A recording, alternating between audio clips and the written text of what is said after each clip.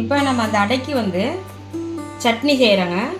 அதுக்கு ஒரு 5 தக்காளி, ஒரு 2 வெங்காயங்க, காரத்துக்கு ஒரு 3 மிளகா கிள்ளி வச்சுருக்கேங்க, இதுவும் அரைச்சிக்கலாம். ஒரு 4 பல்லு பூண்டுங்க, தேவையான அளவு உப்புங்க.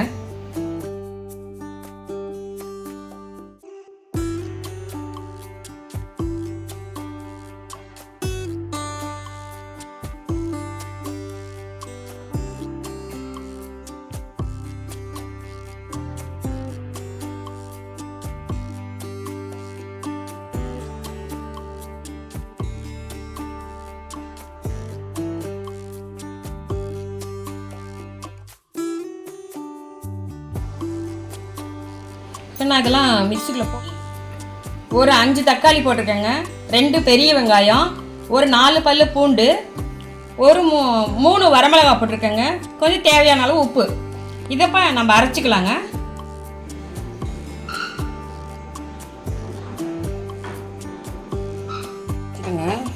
இப்போ ஆயில் ஊற்றிட்டுங்க, 2 ஸ்பூன் ஆயில் கொஞ்சம் காயிட்டுங்க.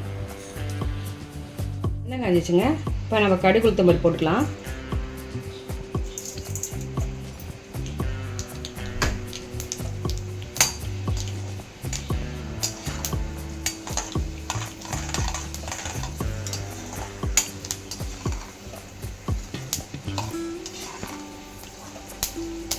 இந்த அடைக்கு இந்த சட்னி நல்லா இருக்குங்க.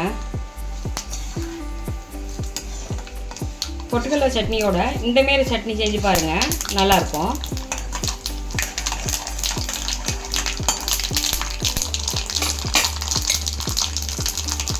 கடுகு பொரிஞ்சிச்சு, கருவேப்பிலை சேர்த்திக்கலாங்க. அரைச்சி வச்சுருக்கிறத நம்ம இதை வந்து ஊற்றிடலாங்க.